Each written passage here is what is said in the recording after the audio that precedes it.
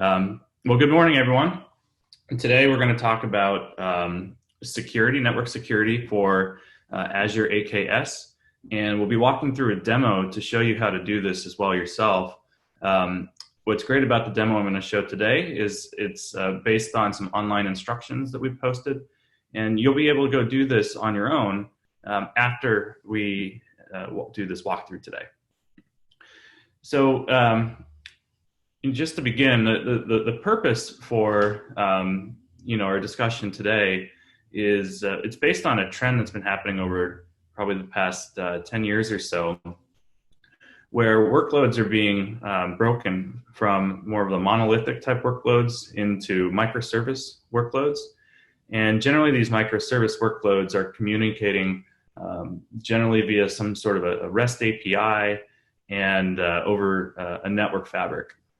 And these are typically being orchestrated and managed by platforms like Kubernetes and AKS. Let's see. There we go. But the problem that's created is that the traditional way of securing the network was based on a perimeter firewall. And now that these workloads have been separated and they're using the network to communicate, the policy enforcement model is really moved from the perimeter to the workloads themselves. And this is a bit different from what the security folks are typically used to. And oftentimes what happens is as you get closer to production and network security becomes something that's being looked at, there's a need for a solution in a bit of a hurry. And this is something that Calico has a solution for. It's what we work on at Tigera. So a little bit about Tigera and Project Calico. We founded Project Calico. It's an open source project, free for anyone to use. And it provides both networking, in the case of an on-prem environment, as well as network security, which works on-prem as well as in cloud environments such as Azure AKS. And it's been baked into the AKS environment, and so it's just an install option, and you're up and running with Calico. And so it's been the Project Calico team has also contributed work upstream into Istio, and we helped to create some of the fundamental networking and CNI constructs, as well as network policy, which is the way that network security works.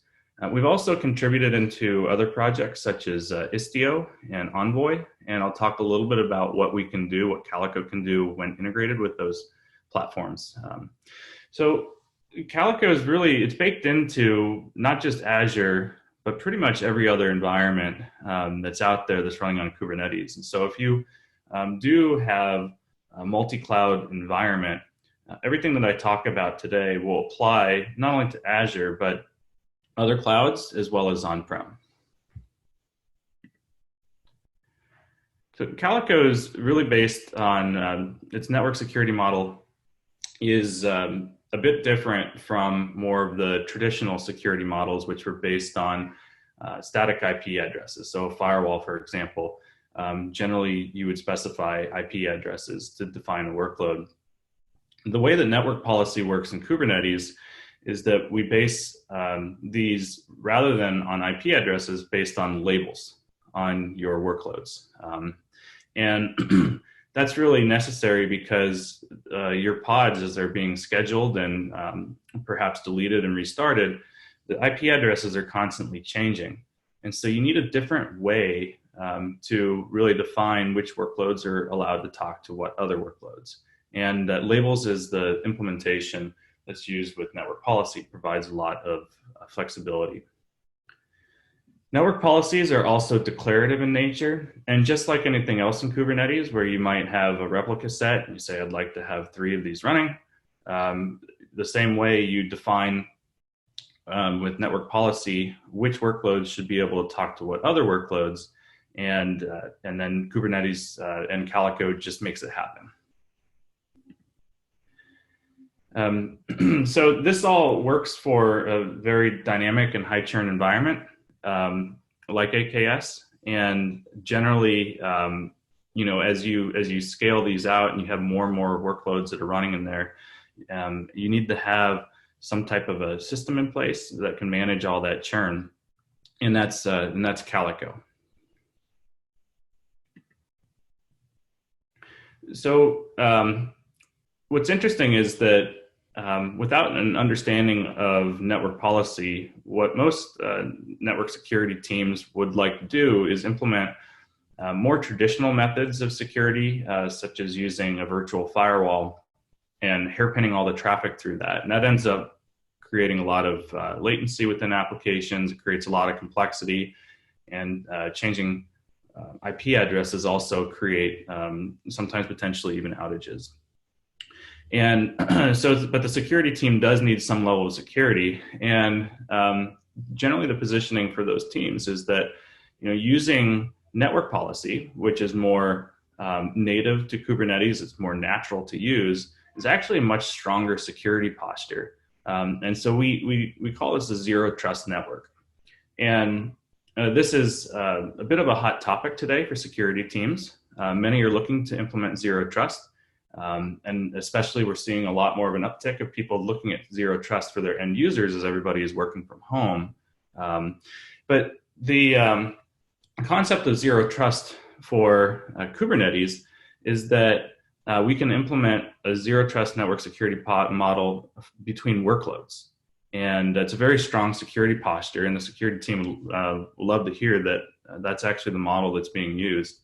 And for zero trust, there's really a few different components of it.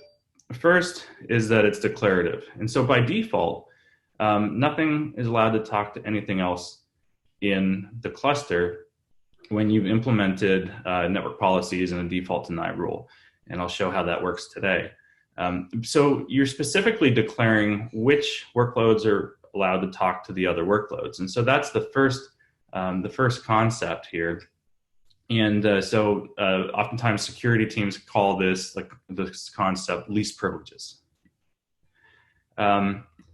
We also, what we do is we need to identify each workload in order to authenticate what it's allowed, or authorize what it's allowed to do. And so these workloads authenticate. And the way that Calico does it is that we get that from the platform that's running on. And so if you're running this on AKS, we will get the network identity from AKS. If this is running on, if you have Istio or Service Mesh deployed, what we do is we actually can also add additional multi-factor authentication by authenticating with X509 certificates. And this also creates a defense in depth posture, meaning that,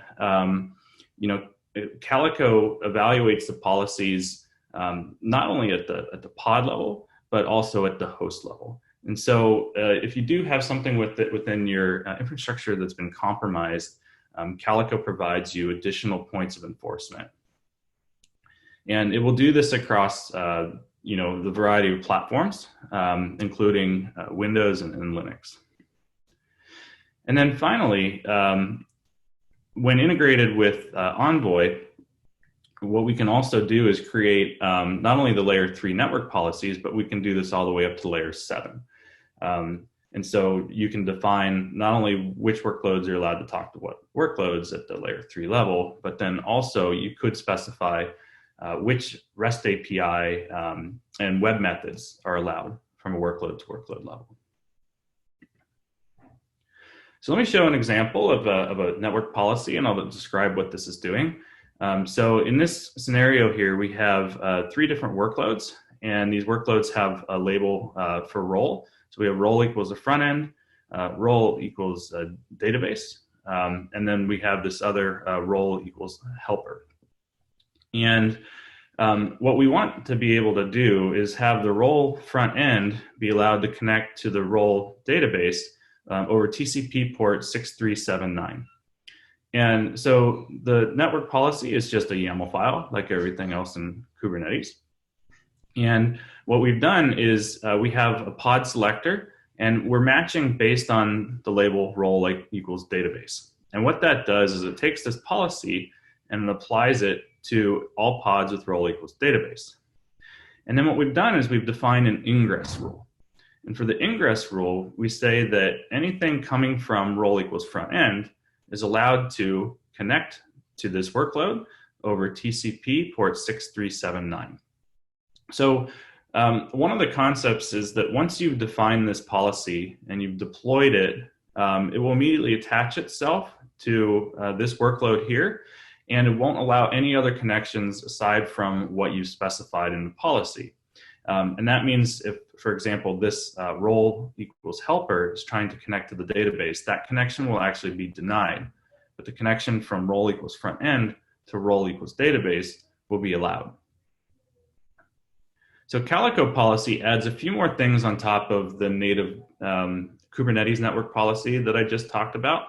And a few of those things include the ability to specify an order in which the policies are evaluated. And so this will enable you to create higher precedent policies that should be evaluated before perhaps like the lower level policies. And typically this can be enforced using something like an emission controller to make sure that people don't have, they're not specifying an order number which is higher than the security policy order number. We also can have specific actions that we define in here. So this is an explicit deny from this role equals helper. And we also can attach to not only just the pod, but also to things like service accounts.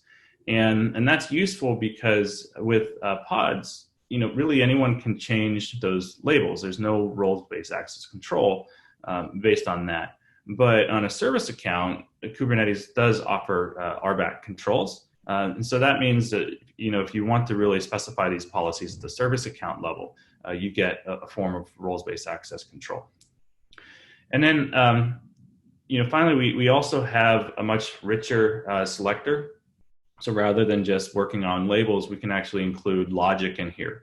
And so this logic here says that if the role equals database or the stage equals dev, then we would allow the connection. And then there's additional, let's see, we've got some chats going on up here. Yeah, so I'll talk about this. There's a question: is there any dashboard or UI to visualize all policies applied to the cluster? And I'll talk about that when we get towards the end of the presentation. I've got a couple of goodies to share with everyone.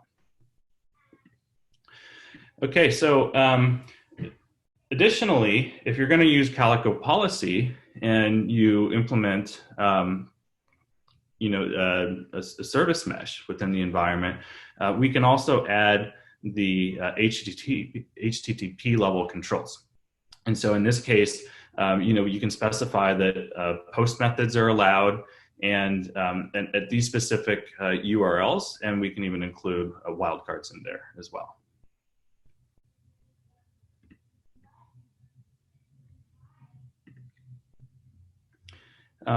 All of these concepts, by using the YAML files that define a network security policy, enable you to implement a policy as code model, or basically deploying security as code, which is well aligned with the DevSecOps movement. And this can be fully automated within your CI/CD toolchain.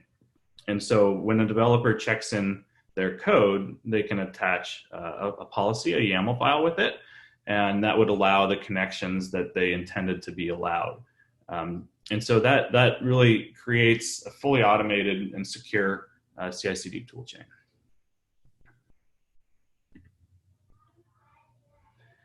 So, finally, one other thing to mention is that, while Calico is providing these little micro firewalls in front of each one of your pods, we also do that at the host layer. And this is part of that zero trust model that I talked about. But one of the benefits that you get here is that you can provide these network policies not just for the Kubernetes environment, but it'll also work for your host endpoints. So if you wanted to apply a policy to, let's say, a non-Kubernetes host that has a workload running on it, you can do that using Calico policies. Oh, sorry about that. Let me pop this. For some reason, my screen, there we go. Okay. Apologies, folks. So, this is quite a different approach to the traditional security models, and Calico really takes more of a cloud native approach, and it's much more natural for you to roll this out to a Kubernetes environment. And the traditional network security approach, it really doesn't work very well. And so, it's there we go, we're letting more people in. So this is really the way that you're going to want to do this, and you don't want to wait too long to roll out network policy, because once a security team kind of gets involved, things can slow down a little bit. And so generally we advise to start working with network policy early before you get to production. And when you get there, to do some education for the security team, to talk a little bit about the cloud native approach versus the traditional way that they've done security, because most of the security teams don't really understand Kubernetes and these dynamic environments quite yet. And by positioning this as a zero trust security model, that's something which a lot of the security teams actually really admire and want to implement. And so, this will help gain alignment. And, if anyone wants access to these slides, feel free to email me after the session. I can send them across if this is a slide that would be helpful for you to present to your security team. So one last thing is, this isn't as relevant for AKS, but I do want to call out that if you do deploy into other environments, Calico can use a variety of different networking technologies. And so in the Linux environment, we do offer just a standard Linux pipeline, which has been, it's been used for many, many years, and it's proven and it's scalable. We also, if you're running on Windows hosts, can use the Windows host networking service. And we have some capabilities as well for eBPF for those who have a modern kernel. And eBPF offers some interesting use cases that help improve performance and reduce latency, and and can perform some other additional use cases like sidecar acceleration in a service mesh environment. Okay, so I'd mentioned before at the beginning of this session that Calico is part of Azure AKS, and all you have to do to figure this out, if you want to do this on your own, is just Google Calico and do it on site docs.microsoft.com, and you'll find that page as a top hit in Google. And then as I walk through the demo today, network policy is oftentimes something kind of hard to visualize. And so what we've done is we've created a demo to help you get started and to help you understand network policies and to play with them. And so we call that the stars demo. And if you Google Calico stars, you'll find a link to the demo that I'm going to show you today. And you can just do this on your own at your own pace whenever you feel like you'd like to. All right, so let's get into the demo. Let's see here. I've got these sharing controls. There we go. Okay, so what I have up here is I've got this cluster that I've created called AKS demo, and it's just running one node pool. And what I'm able to do is I've got it hooked up here to my local kubectl, and I can show you kubectl get nodes. Okay, and then you're able to see, these are the AKS VMs that are running my nodes. So the first thing that I wanted to do was, I'll go into that page that I mentioned up here and show you how to install this. So I've installed the cluster. It takes a little while for AKS to spin up a new cluster. And so I did this ahead of time to kind of pre-bake the cake, so to speak, so you guys didn't have to wait 15 minutes to see how I did that. But these instructions up here are about securing traffic between pods using network policies in AKS. And this is right up on their documentation. You can see it's on the secure pod traffic on the left-hand side. You can also Google and find this pretty quickly. What they do is they provide an overview of network policy, and they have two different options. There's Azure policy, and then they have the Calico policy. And then they define some of the differences down here. But a lot of this is that the Calico policy really provides a much more kind of robust policy language. And able to do this, what you do is when you define the manifest to create your cluster, all that you have to do is down here where it says -- network policy, you put the word Calico here. And that's been documented up here. Right here in their documentation. So when you do that and you deploy your cluster, what you get is you get AKS cluster, which is pre-configured with Calico running inside of it. And so that's what I've got here. The next thing that I'd like to do is walk through the stars demo. And this is something you can do on your own. If you just Google stars and Calico, you'll find this page in our documentation.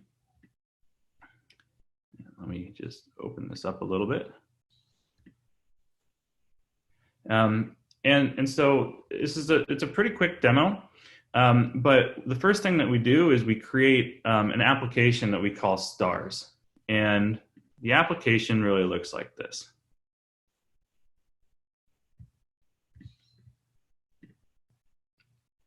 So we have 3 different namespaces that are created.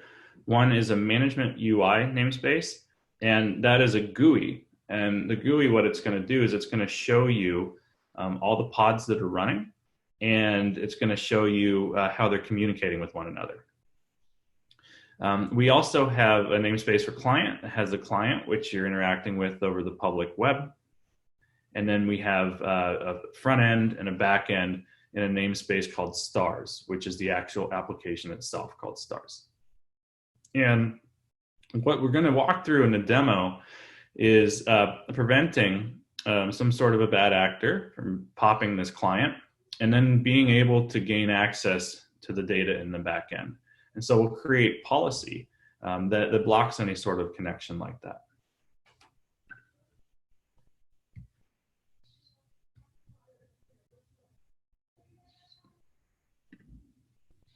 So the first thing is to create the front end, back end, client, and management UI apps. And I'll give you a look at what these look like here.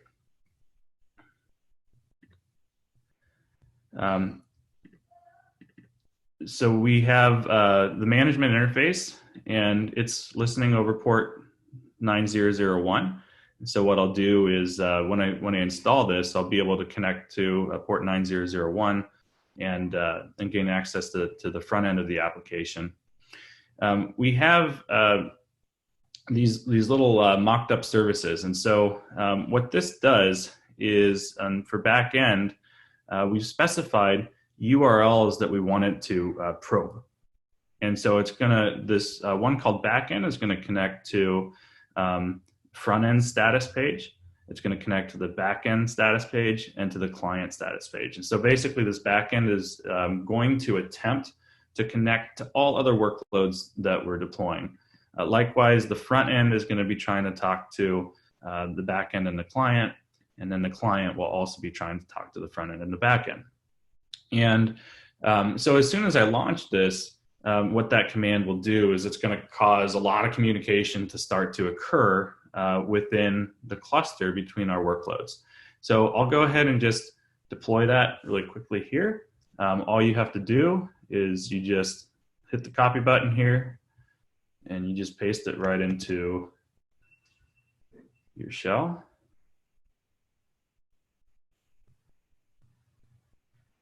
Okay.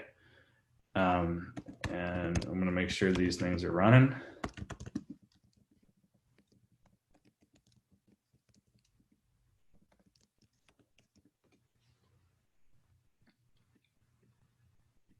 And it's looking good. We've got our management UI, the back end, and the front end that are running. And you can also see the Calico nodes which are running. Calico is running as a daemon set, so it's ensuring that one Calico pod is running per node. Okay, so what I want to do is I want to connect to the web interface here, and what I've done is I just have like a little port forwarding that I'm doing. It's just a command here. So what I'll do is I'll port forward it so I can just open this up on my local host. It makes it a little bit easier. And so I can open up localhost 9001. And this is the management UI that I talked about. And what this is showing is that we have a client pod, the back end, and then the front end. And what you can tell is everything's communicating with everything. So these little white bubbles that are traversing through each one of these connections shows one of these connection requests. And these are all being accepted today. So what we're going to do is the first thing that we'd like to do is enable isolation. So we're going to deploy a default deny policy. And I'll give you a look at what the policy looks like here.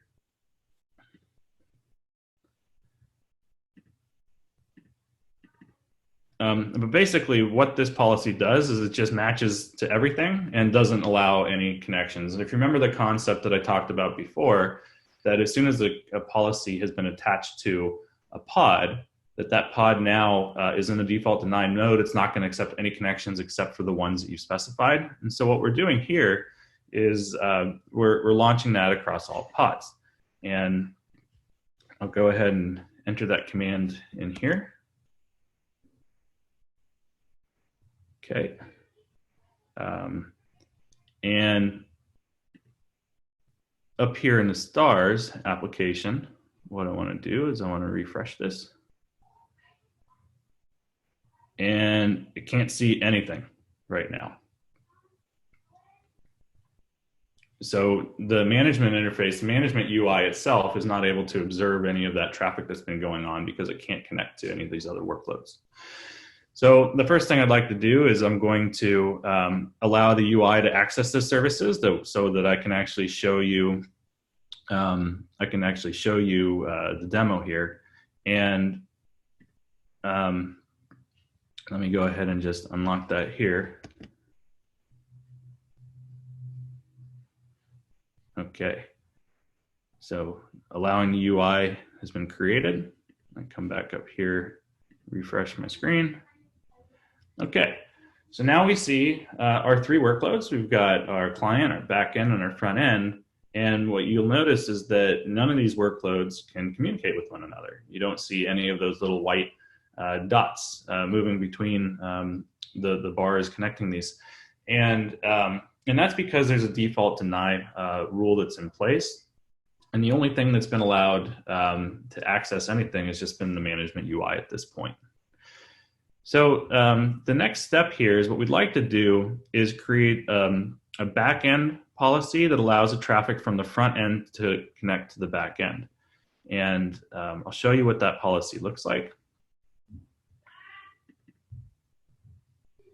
Okay, so what this policy says is that for any pod with the role backend, allow ingress from any pod with the role front end, and that will be TCP port 6379. So I'll go ahead and launch this. So the backend policy has been created. And we come back into our stars application, refresh it, and there we go. We've now enabled or whitelisted a connection from the front end to the back end. And we can see that here visually on the stars demo GUI. Okay, so then the next thing is we wanted to expose the front end service to the client.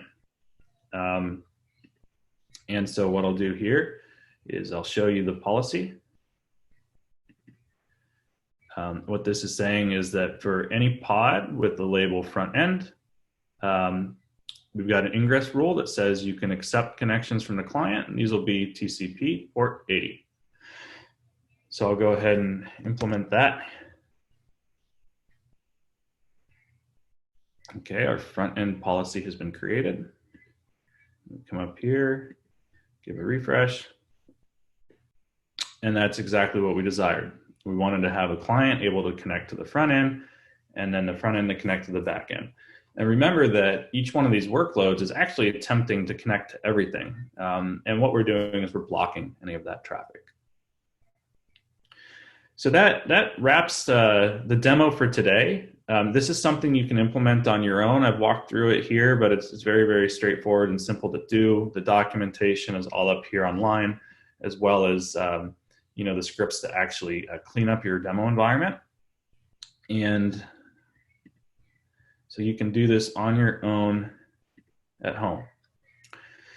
And just some of the key takeaways from today is that the network security methodology for Kubernetes is network policy. And that's what's really natural, that's what's really native. And it's actually a much stronger security posture than you would get from any other traditional security methods. It's also network policy is a Kubernetes native construct. Calico policy is a superset of that, and it allows a lot more flexibility and advanced policy features, like including logic in your label selectors.